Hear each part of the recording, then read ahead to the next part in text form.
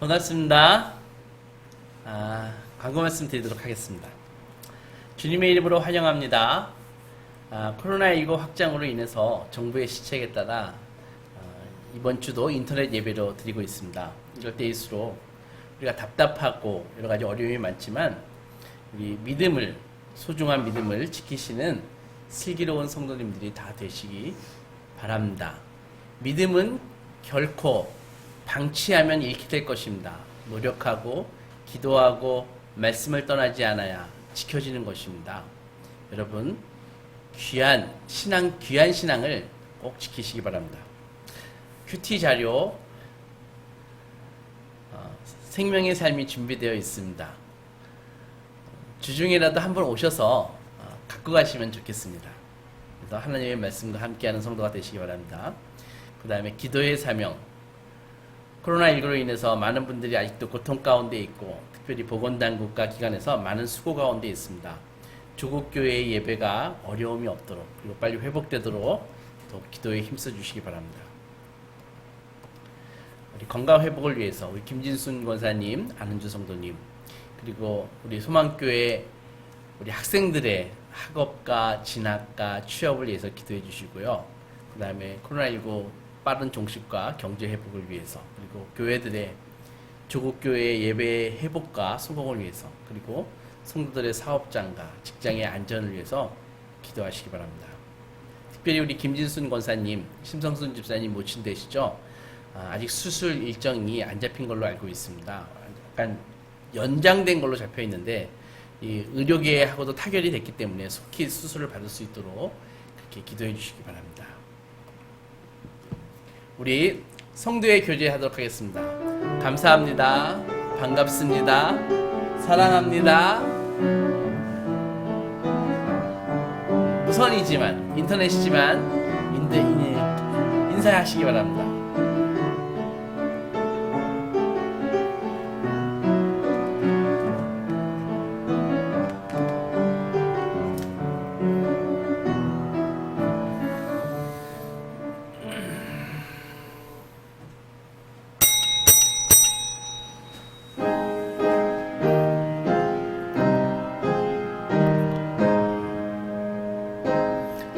하나님은 영이시니 예배하는 자가 영과 진리로 예배할지니라.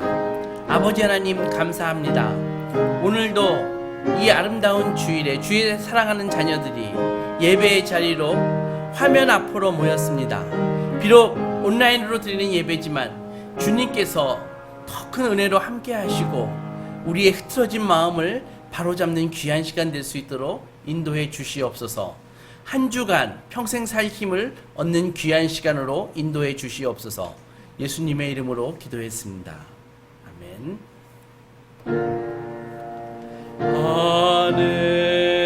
하늘에 계신 아버지 이름 거룩하사 주님 임하시고 뜻이 이루어지다.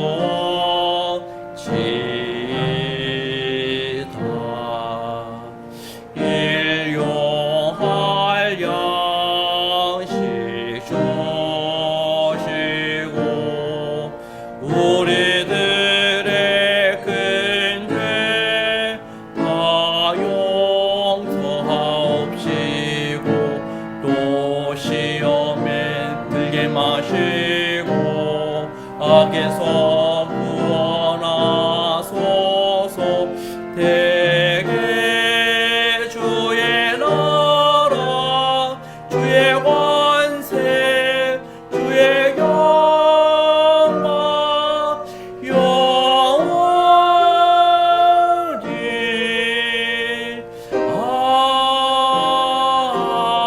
아멘.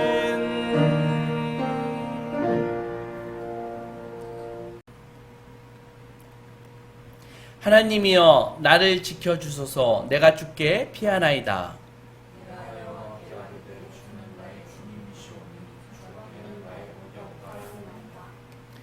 땅에 있는 성도들은 존귀한 자들이니 나의 모든 즐거움이 그들에게 있도다.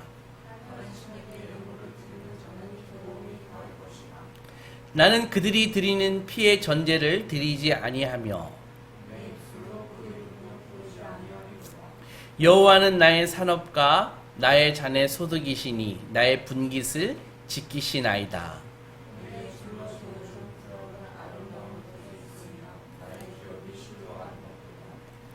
나를 훈계하신 여호와를 송축할지라. 내가 여호와를 항상 내 앞에 모심이요 그가 나의 오른쪽에 계심으로 내가 흔들리지 아니하리로다. 아멘. 나는 전능하신 아버지 하나님 천지의 창조주를 믿습니다. 나는 그의 유일하신 아들 우리 주 예수 그리스도를 믿습니다. 그는 성령으로 잉태되어 동전녀 마리아에게서 나시고 본디오 빌라도에게 고난을 받아 십자가에 못 박혀 죽으시고 장사된 지 사흘 만에 죽은 자 가운데서 다시 살아나셨으며 하늘에 오르시어 전능하신 아버지 하나님 우편에 앉아 계시다가 거기로부터 살아있는 자와 죽은 자를 심판하러 오십니다. 나는 성령을 믿으며 거룩한 공교회와 성도의 교제와 죄를 용서받는 것과 몸의 부활과 영생을 믿습니다. 아멘.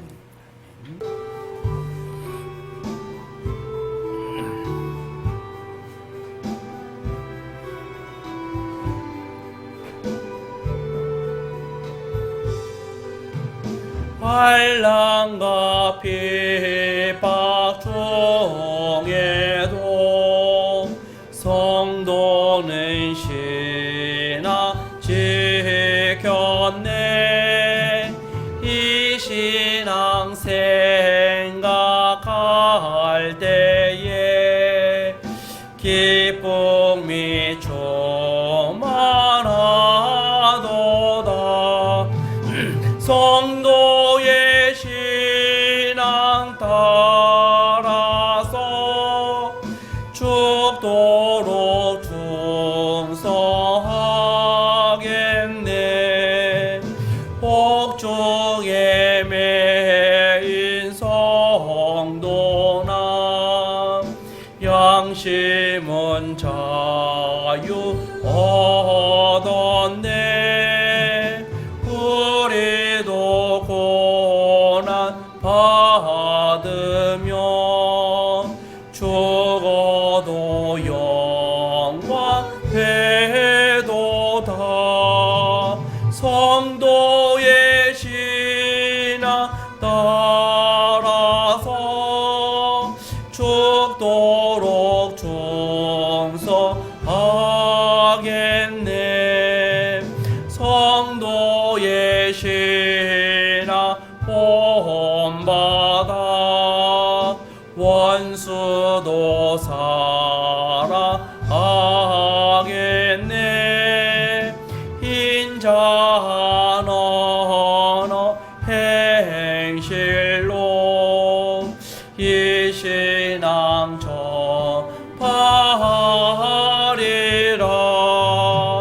성도의 신앙 따라서 죽도록 충성하겠네.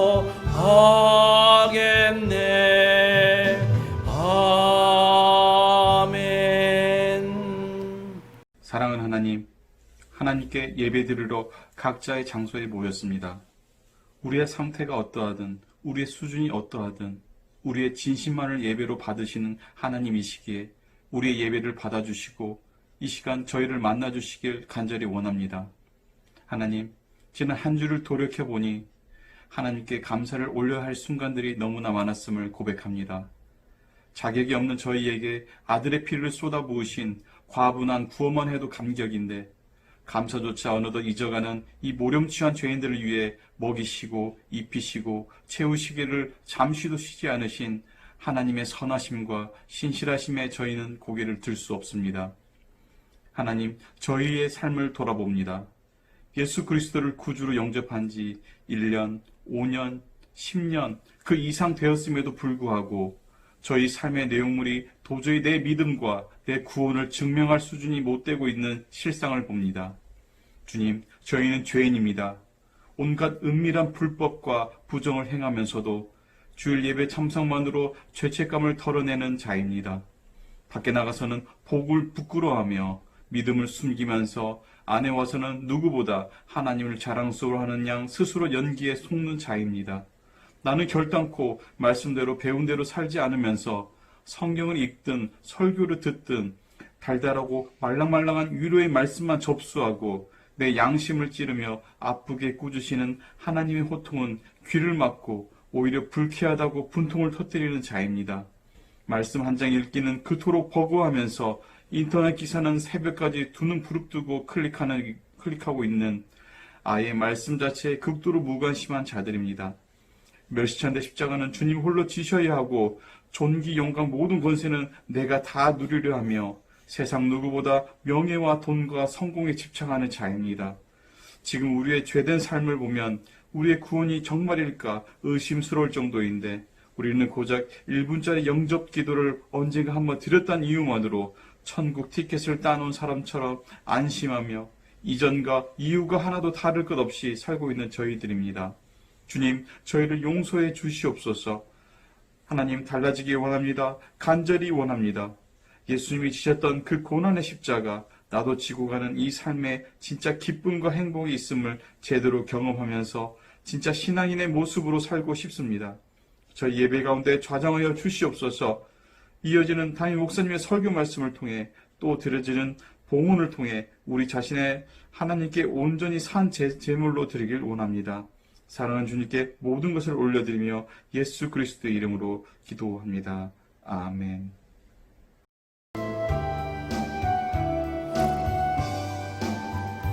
이 세상 끝날까지 주 섬겨 살리니 내 친구 되신 주여 늘 함께 하소서. 주 나와 함께 하면 전쟁도 겁없고 주 나를 인도하면 늘 안심하리라. 나 주를 따를 때에 주 약속하신 것 그 영광 중에 모두 이루어 주소서. 저주의 따라 섬기며 살리니 그 크신 은혜 속에 날 인도하소서.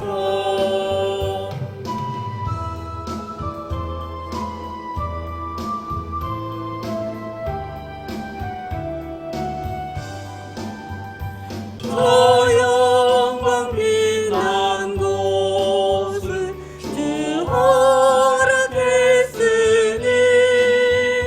그 허락하신 것을 내 사모합니다. 끝까지 쉬지 않고 주 따라가리니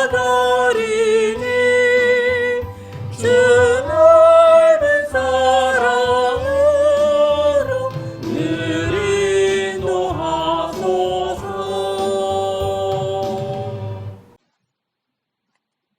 에베소서 3장. 이러므로 그리스도 예수의 일로 너희 이방인을 위하여 갇힌 자 된 나 바울이 말하거니와 너희를 위하여 내게 주신 하나님의 그 은혜의 경륜을 너희가 들었을 터이라. 곧 계시로 내게 비밀을 알게 하신 것은 내가 먼저 간단히 기록함과 같으니 그것을 읽으면 내가 그리스도의 비밀을 깨달은 것을 너희가 알 수 있으리라. 이제 그의 거룩한 사도들과 선지자들에게 성령으로 나타내신 것 같이 다른 세대에서는 사람의 아들들에게 알리지 아니하셨으니 이는 이방인들이 복음으로 말미암아 그리스도 예수 안에서 함께 상속자가 되고 함께 지체가 되고 함께 약속에 참여하는 자가 됨이라. 이 복음을 위하여 그의 능력이 역사하시는 대로 내게 주신 하나님의 은혜의 선물을 따라 내가 일꾼이 되었노라. 모든 성도 중에 지극히 작은 자보다 더 작은 나에게 이 은혜를 주신 것은 측량할 수 없는 그리스도의 풍성함을 이방인에게 전하게 하시고 영원부터 만물을 창조하신 하나님 속에 감추어졌던 비밀의 경륜이 어떠한 것을 드러내게 하려 하심이라. 이는 이제 교회로 말미암아 하늘에 있는 통치자들과 권세들에게 하나님의 각종 지혜를 알게 하려 하심이니 곧 영원부터 우리 주 그리스도 예수 안에서 예정하신 뜻대로 하신 것이라.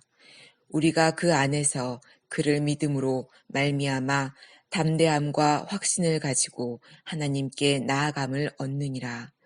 그러므로 너희에게 구하노니 너희를 위한 나의 여러 환난에 대하여 낙심하지 말라.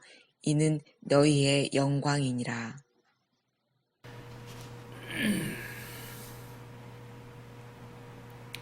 요즘 어떠신가요? 잘 지내고 계시는가요? 그렇다면 하나님께 감사하시기 바랍니다. 어렵지만 아직 버틸만 하십니까? 그 또한 하나님께 감사하시기 바랍니다. 많은 분들이 극한 고난 가운데 있습니다. 지난 8월 25일에 청와대 청원 게시판에 올라온 내용을 먼저 소개하겠습니다. 그 내용은 50대 아버지가 아들을 죽이겠다고 그렇게 쓴 청원서였습니다. 내용인즉 저의 아이는 2000년생입니다. 1살 때부터 이상한 행동을 해서 병원에 갔더니 발달장애라고 판정을 받았습니다. 그때부터 온갖 병원부터 시설까지 이 증세 완화를 위해서 수없이 많은 노력을 했지만 결국 차도가 없어서 현재 집에서 돌보고 있습니다. 많은 발달장애를 봐왔지만 우리 아들만큼 이렇게 증세가 심한 아이를 본 적이 없습니다. 수시로 발작이 일어나 유리창문은 수십 번 깨졌으며 형광등, 가구, 가전제품을 집어던지고 발로 차서 집에 있는 모든 물건이 남아나는 것이 없습니다. 툭하면 모든 걸 집어던지고 자해를 하거나 남을 공격합니다. 먹는 거 외에는 쾌락이 없기에 먹기만 해서 현재 키는 175에 90kg가 넘습니다. 애 엄마와 저는 아들에게 수시로 몸을 깨물리고 아들에게 얻어맞은 상처투성이고 괴성에 난리를 하도 피워서 큰애가 집에 있을 때는 중학교 2학년인 저의 딸아이는 제 방문을 걸어 잠그고 나오지 못합니다. 제가 공무원이라서 평일에는 지방에 내려가서 애 엄마가 혼자 아이들을 돌보는데 상상을 초월할 만큼 힘듭니다. 주말에는 제가 서울에 와서 토요일, 일요일 같이 돌보는데 정말 주말이 지옥과 같습니다. 차 안에서도 공격성을 보여서 앞자리와 뒷자리 사이에 격벽을 설치했음에도 지붕이나 시트는 남아나지 않고 차유리도 깨지고 차문도 여러 번 깨졌습니다. 소변이나 대변을 차에서 봐서 시트도 여러 번 교체했습니다. 하루에 두세 번 공격성을 보여서 사람을 공격하거나 물건을 집어 던지거나 자해 행위를 해서 온 집안이 난리가 납니다. 한 번은 유리창에 자기 머리를 박아서 머리가 찢어져서 병원에서 꿰매려고 해도 난리를 쳐서 전신 마취를 해서 수술을 했습니다. 국가에서 시설 좀 만들어 주세요. 저희는 이제 대책이 없습니다. 제가 나이가 더 들어서 내 아들을 감당하지 못할 때는 이제 남아있는 가족을 위해서 저는 저희 큰아이를 죽일 것입니다. 그리고 저도 죽어버릴 것입니다. 저에게 다른 선택이 없습니다. 도와주세요. 이 글을 읽고 너무 가슴이 아파서 정말 눈물이 절로 나는 탄원이었습니다. 이렇게 세상의 기쁨과 고통은 정말 깊고 깊은 것입니다. 이런 분들을 수용할 수 있는 전문적인 시설이 시급히 만들어져야 된다고 생각합니다. 코로나19로 인해서 실물 경제가 타격을 받고 많은 분들이 경제적인 어려움을 겪고 있습니다. 삶의 현장에서 이로 인한 그 피로감과 갈등이 곳곳에서 터져나오고 있는 모습을 어렵지 않게 볼 수 있습니다.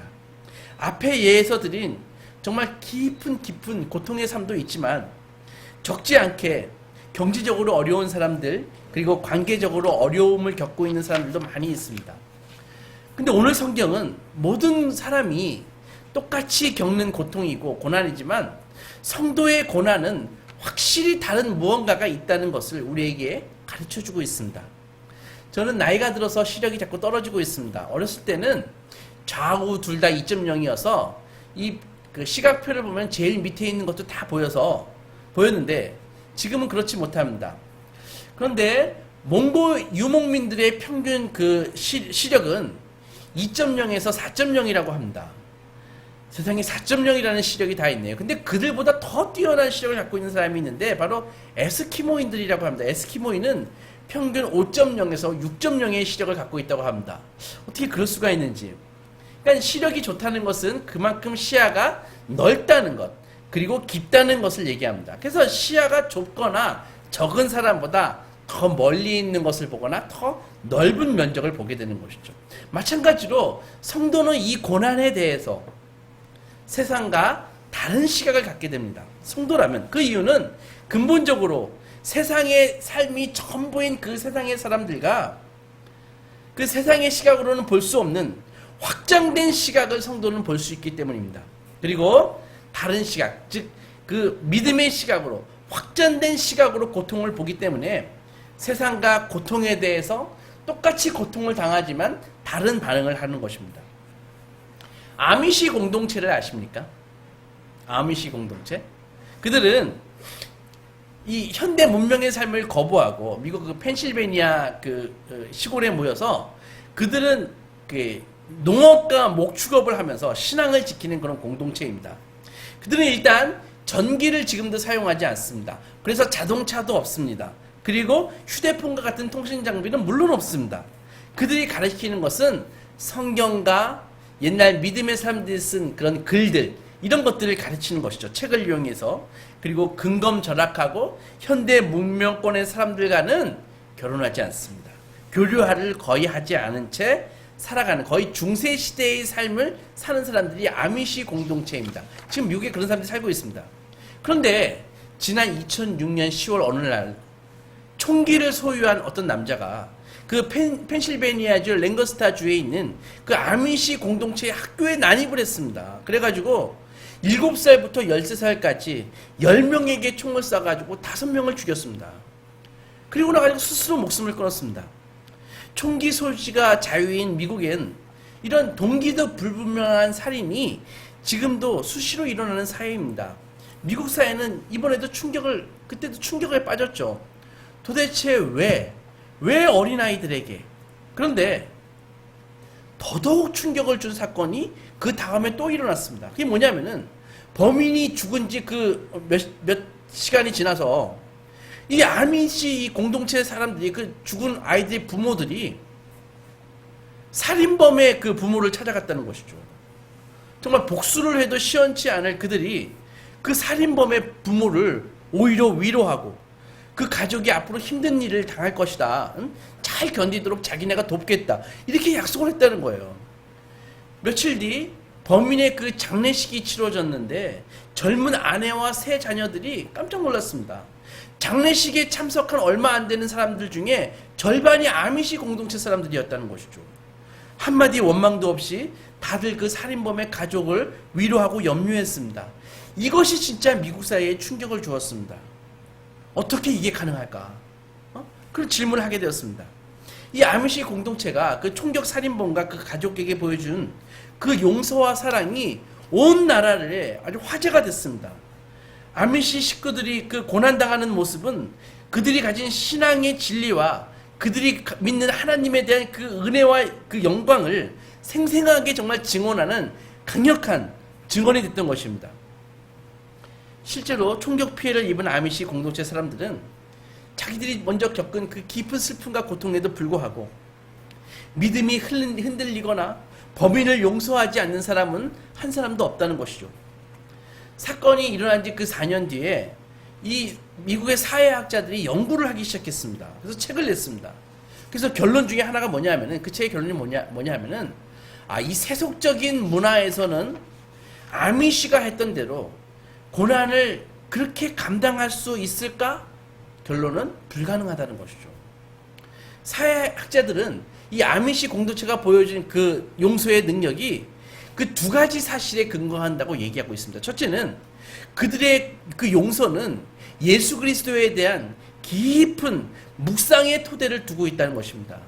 그러니까 아미시 공동체 그들이 품은 그 신앙의 핵심에는 원수를 용서하며 목숨을 버리신 예수님이 자리하고 있었기 때문에 그것이 가능하다는 것이죠. 그래서 그들이 그 예수 그리스도의 그 고난과 십자가의 그 용서의 죽음을 끊임없이 묵상하고 찬양하는 그런 공동체였기 때문에 설령 자식을 죽인 살인범이다 할지라도 용서를 실천하는 일이 아주 불가능해 보이지는 않았다는 것입니다. 둘째로 학자들이 아미시 그 공동체의 용서는 복수할 수 있는 권한을 포기한다는 그런 의미에서 그것은 자기 희생이라는 것이죠. 크리스찬의 세계관이 무엇입니까? 바로 하나님을 사랑하고 이웃을 사랑하는 것입니다. 우리의 사회가 지금 무엇입니까? 개인주의적인 사회죠. 소비지상적인 그런 사회죠. 자기 희생이 아니라 자기 주장을 하는 사회죠. 이런 사회는 자신의 자유와 이익과 필요를 그 무엇보다도 앞세우는 시대가 지금 우리가 살고 있는 시대 아닙니까? 그러니까는 자기 주장을 강조하는 이런 문화는 고난이 당했을 때 복수라는 카드를 꺼내든다는 것이죠. 그런데 아미시 공동체처럼 자기 희생을 강조하는 그런 신앙의 공동체에서는 그런 고난에 대한 반응으로 용서라는 그런 반응을 하게 된다는 것입니다. 사회학자들은 우리 사회의 대다수가 복수를 부채질하고 은혜를 조롱하는 문화 속에서 성장한다라고 결론 짓습니다. 옳은 말입니다. 그렇기 때문에 이 펜실베니아 이 랭거스타 이 아미시 공동체는 성도가 어떻게 악과 고난에 맞서야 하는가를 보여주는 정말 아름다운 본보기인 것입니다. 그들이 악과 고난에 대해서 평화와 사랑으로 맞섬으로써 하나님의 영광과 하나님의 은혜를 드러내는 그런 위대한 증언을 했다는 것입니다. 누구나가 고난은 쉽지 않습니다. 작고 버틸 만한 고난을 당할 때는 요즘 같은 그런 일이죠. 대부분의 사람들은 짜증을 냅니다. 불평하고 분노합니다. 그리고 진짜 큰 고난에 당할 때는 폭력적으로 변하거나 극단적인 선택을 합니다. 많은 사람들이 이런 것입니다. 내가 당하는 고통을 알아? 네가 나만큼 고통 당해봤어? 이런 논리로 무장해가지고 그들은 복수와 폭력성을 정당화합니다. 이런 태도는 오히려 더욱더 갈등을 부추길 뿐입니다. 그러나 성도는 비록 고난 가운데 있지만 하나님을 깊이 신뢰합니다. 성도들이 고난을 올바로 감내하는 모습은 하나님을 향해서 그분을 영화롭게 하며 세상 앞에서 하나님의 위대함을 드러내는 기회로 고난을 사용한다는 것입니다. 어쩌면 이것만큼 하나님을 밝히 드러내는 방법이 없습니다. 시몬 베드로는 베드로전서 2장에서 부당하게 고난을 당해도 하나님을 생각함으로 슬픔을 참으면 이는 아름다우나 라고 편지에 적었습니다. 하나님을 믿는 자가 시련을 겪을 때 주님이 주시는 힘으로 포기하지 않고 끈질기게 견디는 모습은 하나님의 권능을 뚜렷이 세상에 보이는 길입니다. 바울은 이러한 사실을 적극적으로 표현하는데 고린도후서 4장에서 우리가 항상 예수의 죽음을 몸에 짊어짐은 예수의 생명이 우리 몸에 나타나게 하려 함이니 이렇게 나와 있거든요. 그러니까 고난을 아름답게 감내하는 것이 예수의 죽음을 몸에 짊어진다라고 표현하는 것입니다. 그리고 그런 고난에 대한 태도에서 성도는 예수의 생명을 소망하게 되고 기대하게 되는 것입니다. 초대교회의 첫 번째 순교자가 누구입니까? 바로 복음을 선포하다가 돌에 맞아 죽은 스데반입니다. 사도행전 6장에서 8장까지 길게 기사가 잘 나와 있는데 그의 죽음을 상세하게 설명합니다. 삶과 죽음이 이 갈리는 이 공개 처형의 그 상태에서 겁에 질린 기색을 보이기는커녕 그의 얼굴에서는 광채가 났지 않습니까? 사도행전 6장 15절에서 보면 이렇게 나와 있습니다. 주목하여 보니 그 얼굴이 천사의 얼굴과 같더라. 스데반은 이 돌이 빗받치게 날아오는 그 공개 처형의 현장에서 큰 소리로 기도했습니다. 주여, 저들의 죄를 그들에게 돌리지 마옵소서라고 말입니다. 이때 한 사람이 다소 출신의 그 학자인 그 유력한 사울이라는 사람이 그 장면을, 그 돌에 맞아 죽는 그 살해의 장면을 똑똑히 바라보았습니다. 그리고 관찰했습니다. 그리고 그는 얼마 후에 다마스커스에 있는 성도들을 추포하기 위해서 그 체포영장을 가지고 거기에 가는 중이었습니다. 그 가는 도중에 누구를 만났습니까? 예수님을 만났습니다. 강력한 빛으로 나타나신 예수님은 이렇게 얘기했습니다. 사울아 사울아, 네가 어찌하여 나를 박해하느냐? 가시채를 깃발질하기가 내게 고생이니라. 이런 말을 했거든요. 가시채가 뭐냐 하면은 양이나 소를 모는 끝이 뾰족한 작대기를 얘기하는 것입니다. 예수님이 비록 사울이 잔뜩 분노에 차가지고 불에 차서 초대교회를 핍박하고 있지만 그 내면 깊은 곳에는 진리를 찾고 있었다. 진리를 갈구하고 있었다. 그것을 가리키고 있는, 지적하신 것입니다. 사울이죠. 그 당시는 사울은 그 스데반이 살해당하는 모습을 똑똑히 바라보면서 이런 생각을 했습니다. 스데반이 죽어가면서 도무지 설명되지 않는 그런 기쁨을 가지고, 평안을 가지고 죽거든요. 절망이라고는 눈꽃만큼도 보이지 않는 그런 모습이 사울 자체에게 강력한 충격을 주는 것입니다. 그것이 자기에게 가시채가 된 것이죠. 스데반의 순교 현장에서 사울이 무엇을 느꼈을까요? 누구나 죽음의 순간은 최고의 고통의 순간이기도 하지만 가장 정직한 순간입니다. 죽음을 앞두고 거짓과 위선의 태도를 보일 이유가 없기 때문입니다. 사울은 생각했습니다. 그런데 어떻게 그 순간에 스데반은 그렇게 평안할 수 있었을까? 평온할 수 있었을까? 자기 인생을 저주하고 죽어도 시원찮을 판에 어떻게 하나님 앞에서 올바른 길을 간다고 그 자는 확신할 수 있었을까? 이런 생각을 했습니다. 어떻게 자기를 죽이려는 사람들까지 용서할 수 있었을까? 아무리 생각해도 사울은 이해할 수 없었습니다. 스데반이 고난을 견디는 모습은 인간의 이해를 초월하는 그런 것이었습니다. 바로 그 점이 사울의 그 여태까지 갖고 있던 그 생각과 사고를 뿌리째부터 흔드는 사건이었죠. 스데반 이후로 줄줄이 교회의 성도들은 순교하기 시작했습니다. 하나님을 향한 깊은 믿음을 가진 성도들은 당당한 모습으로 콜로세움에서, 카타콤에서 순교하기 시작했습니다. 죽음을 맞았습니다. 그들을 지켜보던 이들은 도대체 어디서 저런 힘이 나는가 궁금했습니다. 성도들은 고난과 죽음을 이용해 자신들이 믿고 따르는 신앙의 탁월함을 주장한 것입니다. 그들은 이방인들보다 시련을 훨씬 잘 견디었습니다.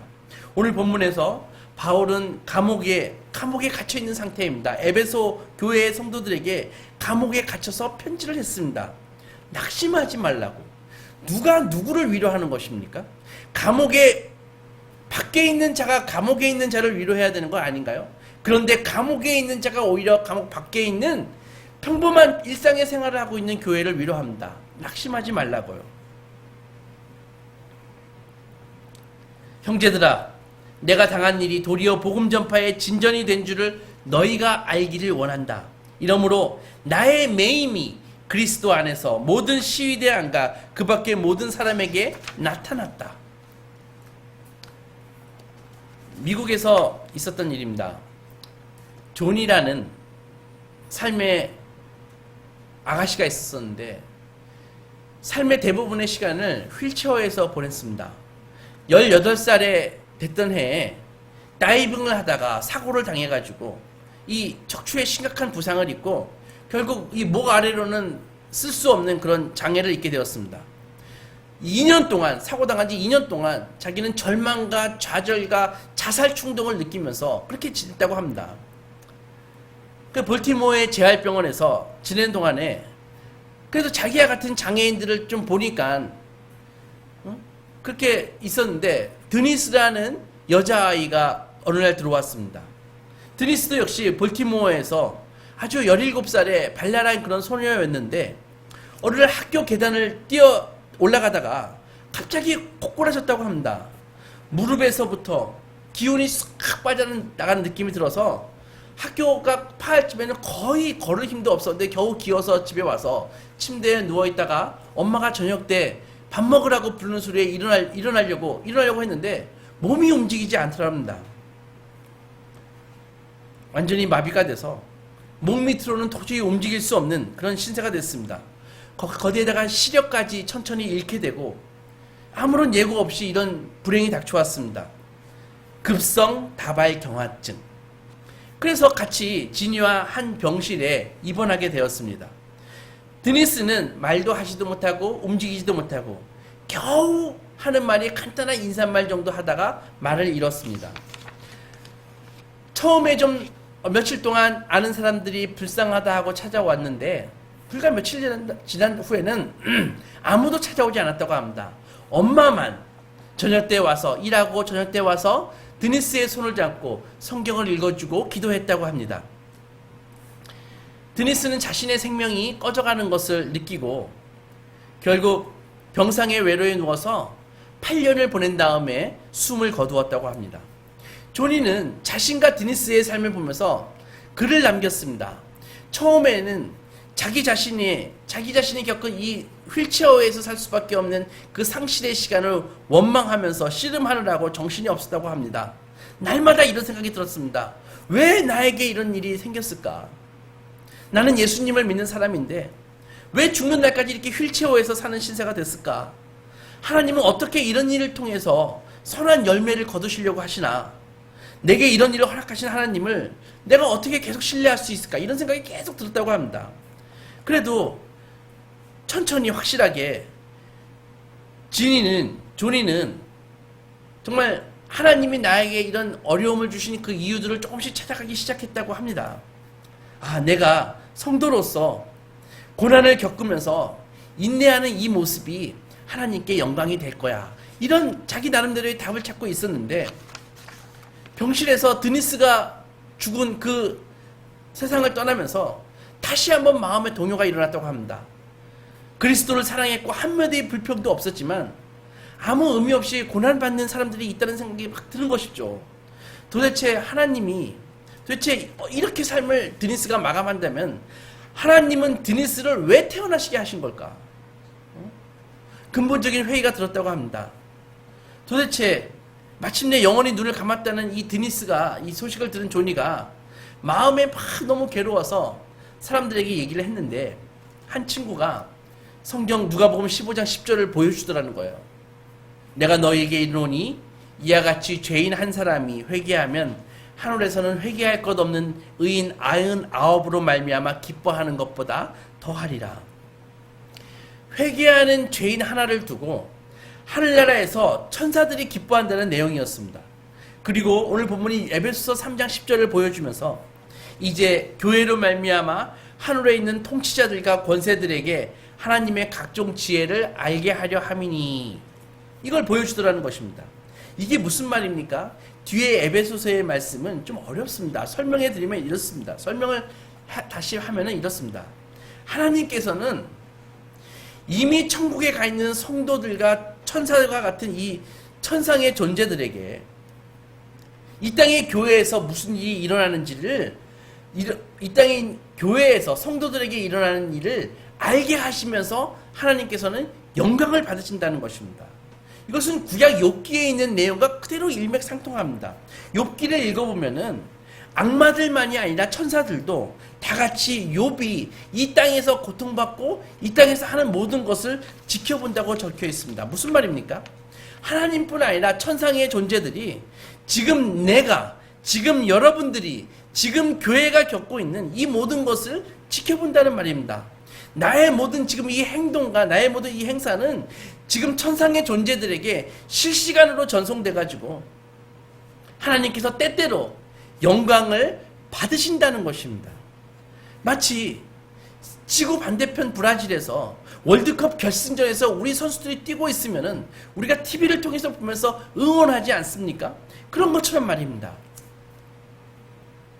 이 세상의 세계관은 지금 이 땅이 우리가 보는 이것이 전부라고 얘기합니다. 지금 눈에 보이는 이 물질적인 우주가 유일한 현실이고 우리가 보는 이 자연만이 실상이고 성경에서 얘기하는 그런 초자연적인 것은 허상이라고 얘기합니다.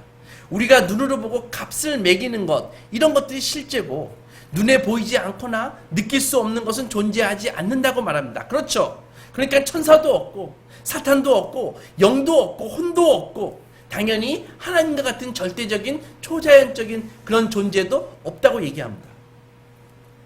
그러나 생각해 보십시오. 이런 생각은 그저 인간의 오감에 의존한, 인간의 그 이성에 의존한 빈약한 근거를 갖고 있을 뿐입니다.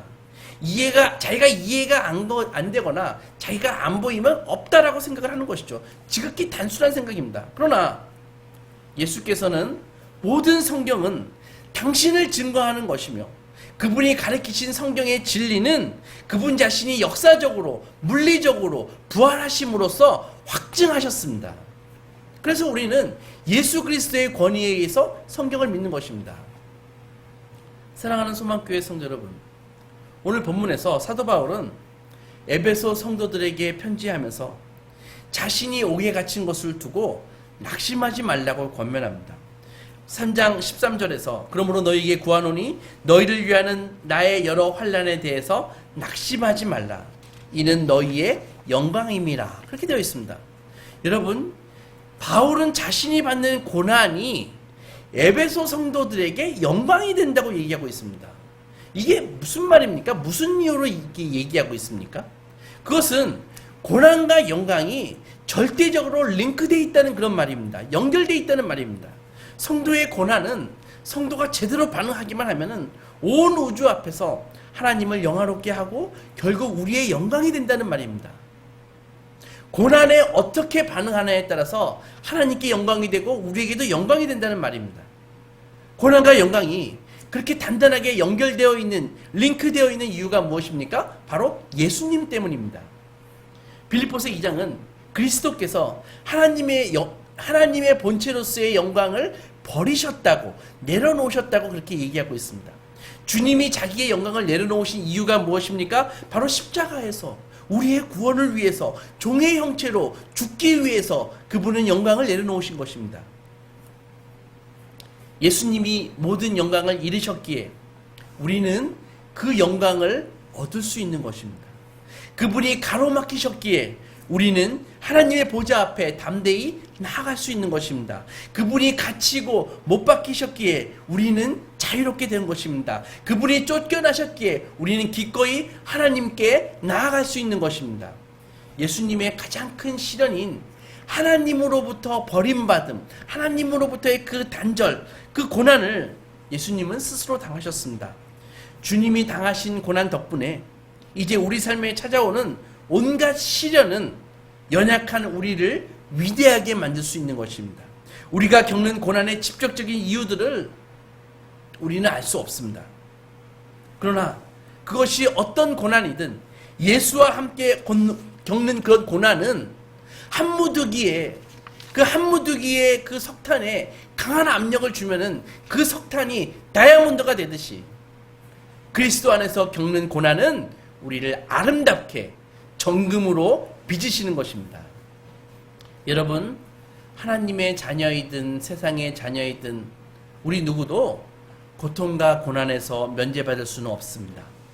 예수 그리스도는 당신 스스로 고난을 받으심으로 우리에게서 고난을 제거하신 것이 아니라 오히려 우리가 그분의 고난에 참여하게 하십니다. 극한 고난이 임할 때 불평과 분노와 폭력으로 반응하는 것이 아니라 그리스도와 함께 인내와 소망으로 맞서서 승리하며 정금 같은 믿음으로 나아오시는 소망의 자녀들이 되시기 주님의 이름으로 축원합니다. 묵상하시면서 기도하겠습니다.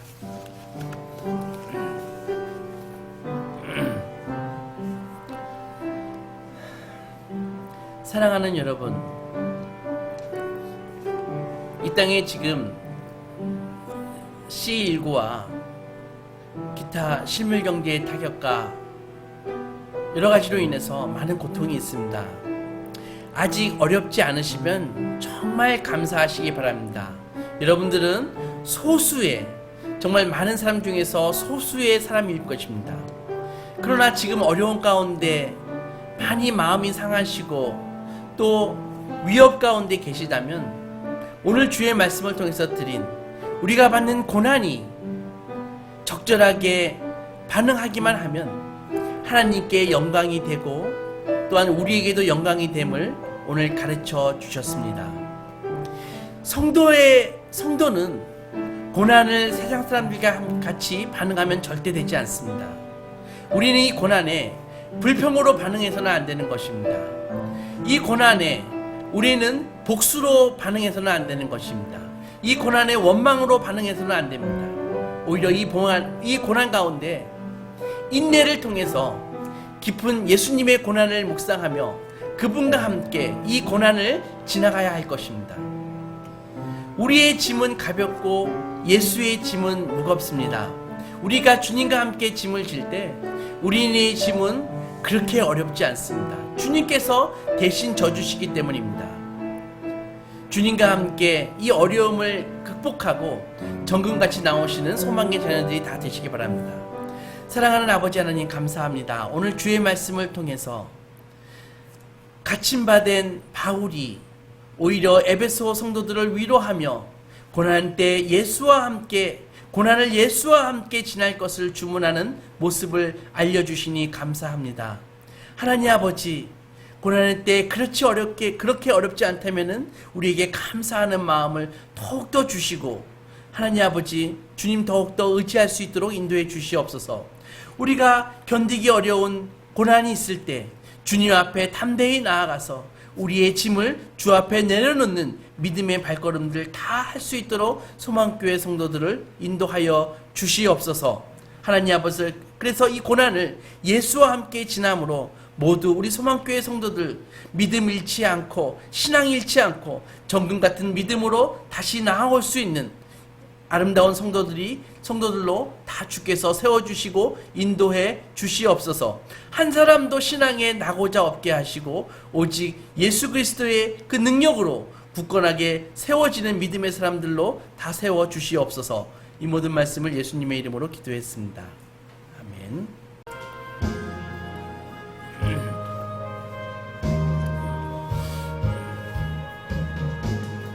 주여 지난 밤 내 꿈에 배었으니 그 꿈이 이루어 주옵소서.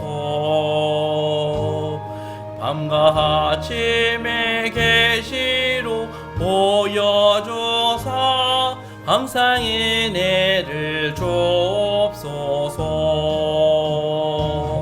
나의 놀라운 꿈 정녕 남이기를 장차 큰 은혜 받을 표니 나의 놀라운 꿈 정녕 이루어져 주님 얼굴을 배우리라. 괴롭고 아파서 낙심될 때 내게 소망을 주셨으며 내가 영광의 주님을 바라보니 앞길 환하게 보이도다. 나의 놀라운 꿈 정녕 남이기는 장차 큰 은혜 받을 표니 나의 놀라운 꿈 정녕 이루어져 주님 얼굴을 배우리라. 세상 풍조는 나날이 변하여도 나는 내 믿음 지키리니 인생 살다가 죽음이 꿈 같으나 오직 내 꿈은 참되리라. 나의 놀라운 꿈 정녕 남이기는 장차 큰 은혜 받 나의 놀라운 꿈 정녕 이루어져 주님 얼굴을 배우리라.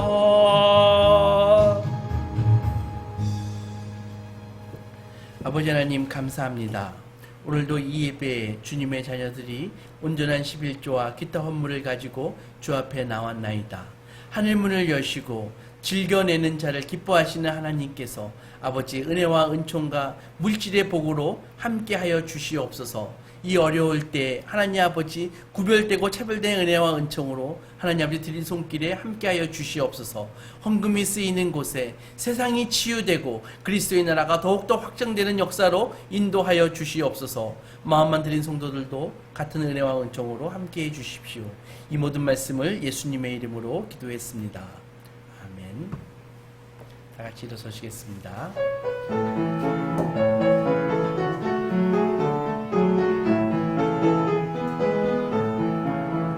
우리는 사랑의 띠로 하나가 되었습니다.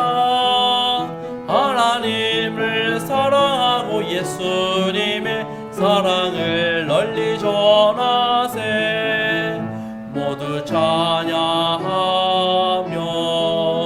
주의 사랑을 전하세. 모두 함께 예수님의 사랑을 세상에 널리 알리세.